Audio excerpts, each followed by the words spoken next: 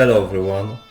I apologize for the lack of uploads lately, but I was kinda busy and last few weeks have been a bit hard for me and yeah.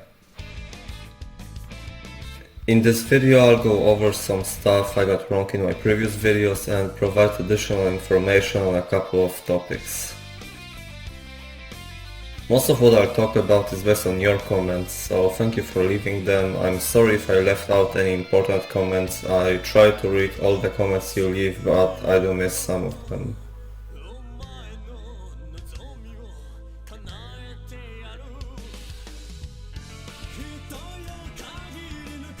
Going over the videos chronologically, the first one we'll talk about is the MALICE MIZER iceberg.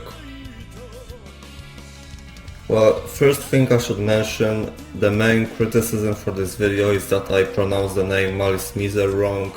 I actually made a poll on my community tab asking people which way I should pronounce it, and over 50% of participants voted for MALICE MIZER. However, given the amount of comments I got and continue to get regarding my pronunciation, I decided to switch to MALICE MIZER.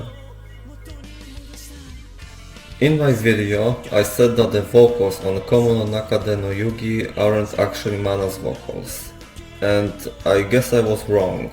Since then, I changed my mind about it. It appears that Mana recorded his voice for a couple of songs, both in MALICE MIZER and in Moi di Moi. But still, the female voice on Saikai no Chitobara is definitely not his.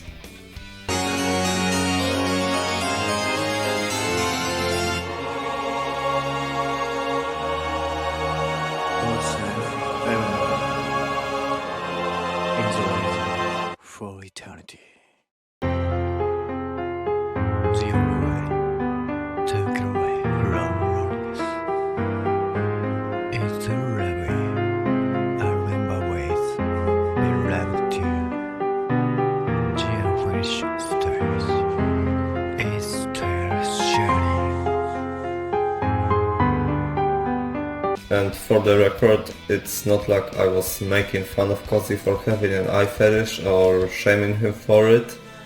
Even though I personally don't get it, it's not my problem and I don't really care. Everybody has their weird thing.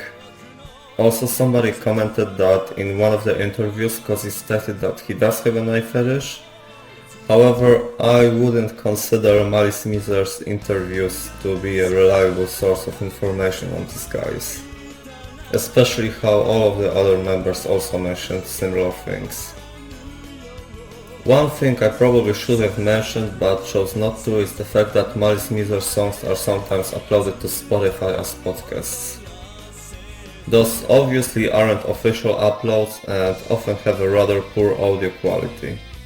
But yeah, MALICE MIZER is on Spotify, I guess. They get removed after some time and get uploaded again by some other accounts.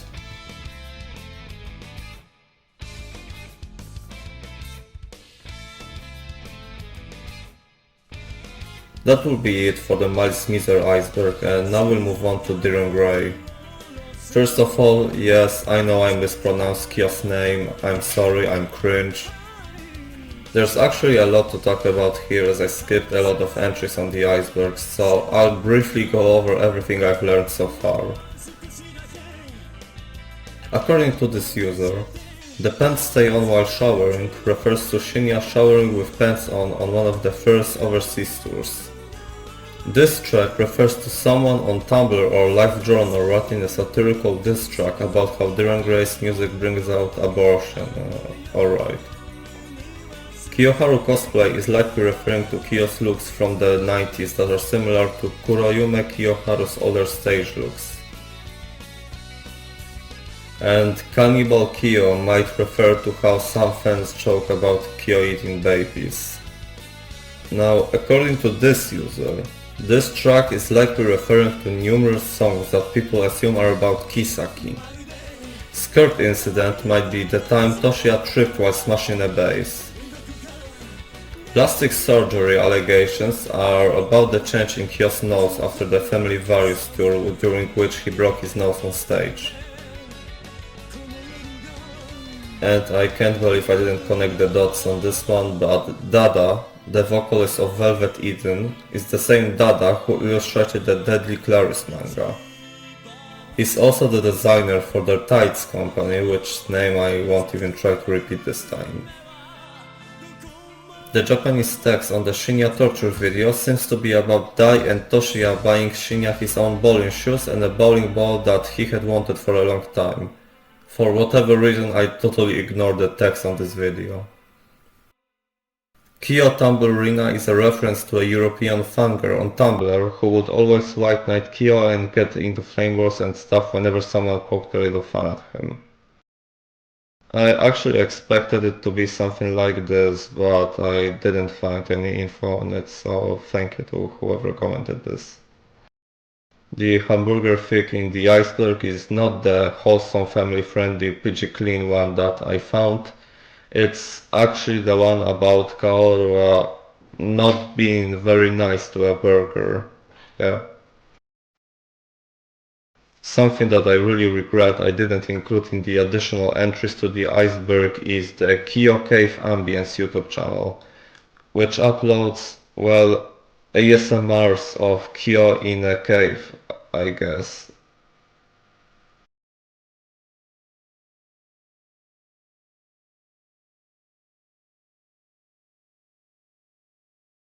For the MANA Iceberg, a cool addition to it will be Kanon Wakeshima, a cellist who was originally produced by MANA.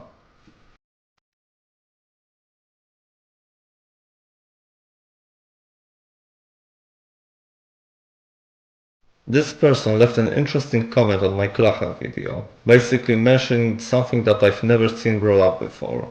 They say that they know a few people in the visual kei scene and they heard from them that KLAHA was a bartender in a gay district of Tokyo in the 90s. And when you take a look at this person's Twitter profile, it does check out that they have some contacts in the visual kei scene. So they seem like a credible source, but just like with every rumor, we should still take it with a grain of salt. Obviously, it also needs to be said that KLAHA working at a gay district doesn't say anything about his sexual orientation. There obviously are straight people working at places like this. But if this is true, I think it is a fun little piece of trivia. And that's it for this video. Thank you so much for watching. Again, I apologize for the lack of uploads. I have a few video ideas in mind. Backtick Iceberg is a very popular request from you guys. In the future I might do some IRL content to fill the gaps between my usual videos. Thank you for watching and continuously making my channel grow, and goodbye.